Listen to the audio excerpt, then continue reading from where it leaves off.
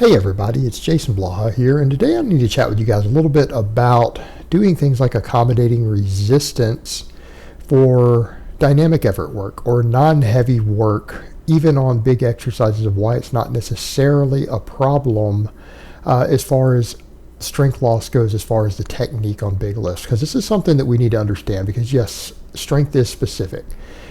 Joint angles absolutely do matter. But what we need to think about in terms of strength on big exercises, you need to remember there's multiple factors that are going to determine how strong you are on a given exercise. The number one factor is obviously the hypertrophy of all the muscles involved, right? That's the top of the list. And anything that makes most, some, or more importantly, all of the muscles bigger on any big exercise, the more strength potential you're going to have at it. So what we need to be looking at with some exercises is, are they making you grow? If they're making all the primary movers involved grow in hypertrophy, and stuff like this dynamic work absolutely does do that.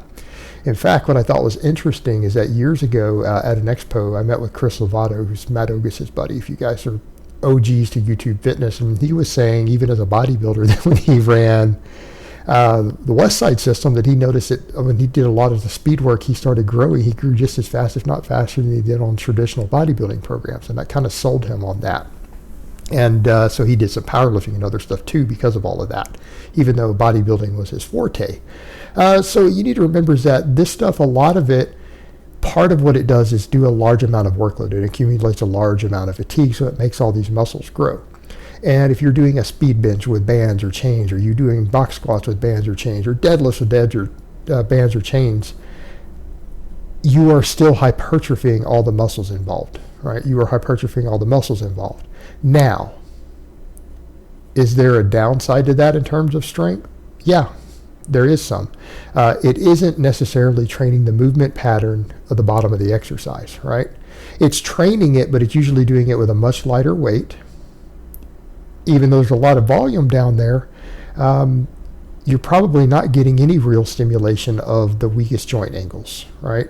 Like the bottom of the bench, the bottom of the squat, stuff like that. You're not getting very much training in that area until later into the training.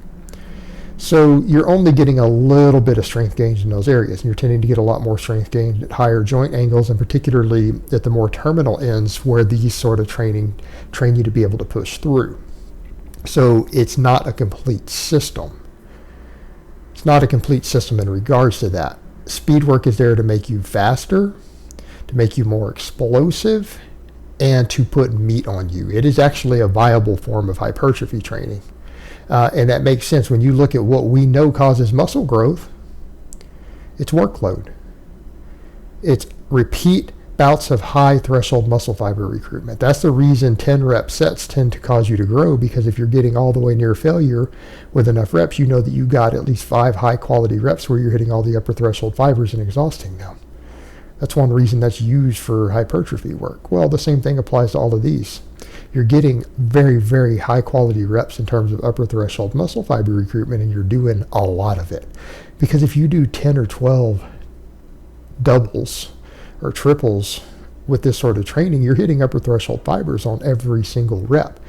Now, you're not necessarily hitting the upper threshold fibers to deal with the starting strength in, right? So maybe the very bottom of the bench, maybe the very bottom of the squat, you're hitting them some, but they're probably only getting really fatigued, those fibers, on the last few sets, which may not be enough to really give you the full training effect.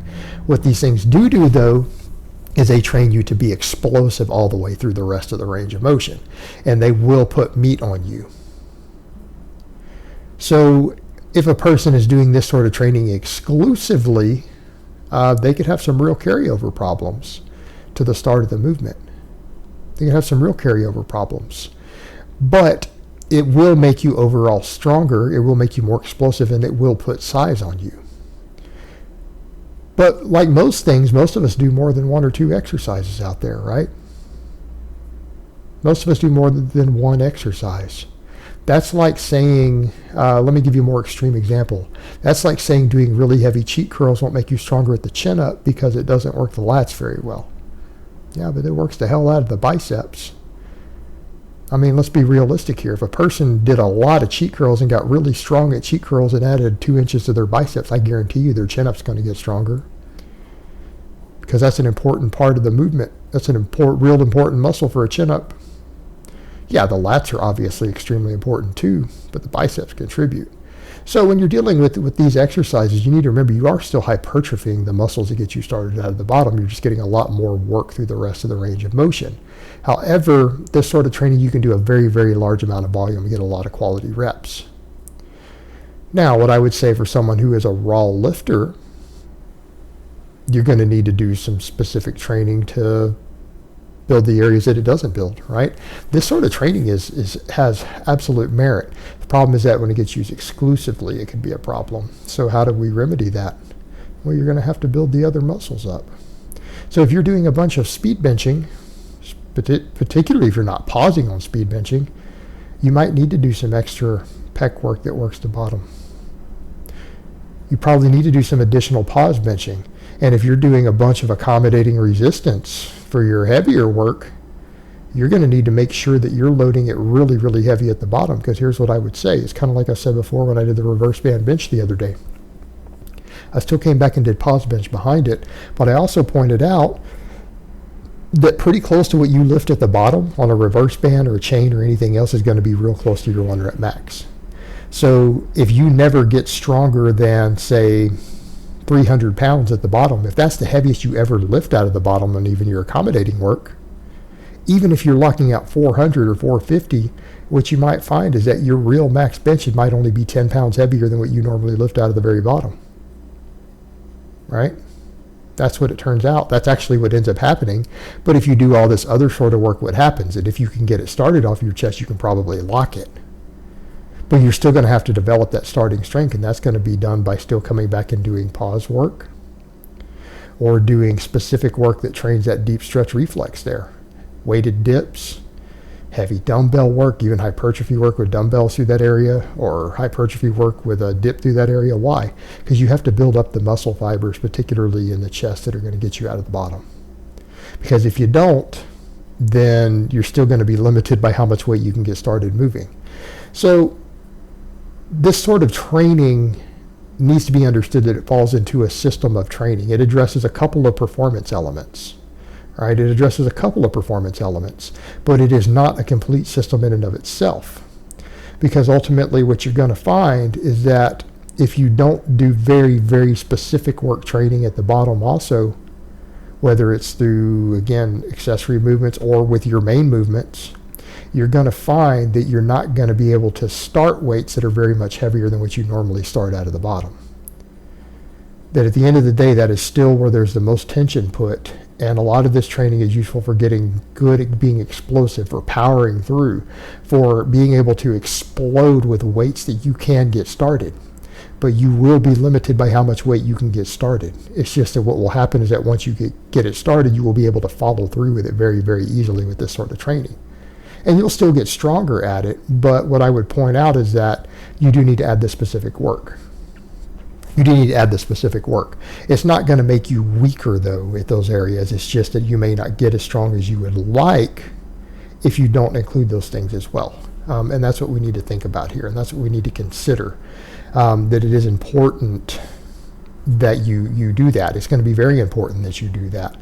And so my solution personally is what have I been telling you guys? That you need to do heavy work on your other normal movements. Even if you do these exercises as a major part of your training, and you can get very explosive and you can get very, very big doing this sort of stuff.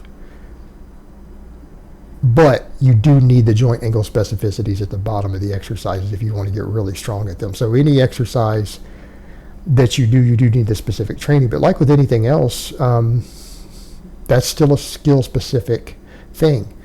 What would happen if you built a big, massive chest and triceps from getting strong at weighted dips? You're going to have a lot of potential to bench, but you are going to have to practice benching in order to get really good at the bench. You're going to have a lot of potential at the bench if you build those muscles up with other exercises, but you do need to actually do the movement still that you plan on getting strong at. All right, so if you're going to be a raw lifter and you're going to use a lot of stuff like accommodating resistance for speed work, you are going to have to pay attention to your heavy work at the bottom of these exercises or the close approximations when you are going heavy. You're going to have to still do heavy work that's a normal pause bench at the bottom. You're going to have to do some heavy squatting that allows you to get a stretch reflex at the bottom with weights that are close to what you ultimately want to be able to lift for a max. Because if you don't, you're going to run into problems if you're actually going to do these lifts raw. So it has to be part of an overall system. Like with anything else, this is another tool in your toolbox that is part of an integrated system. And if you don't make it all work together, guess what? It's not going to give you the desired result. All right, guys, but that's really all I have to say on that today. I hope it's been informative, and I will talk to you guys next time.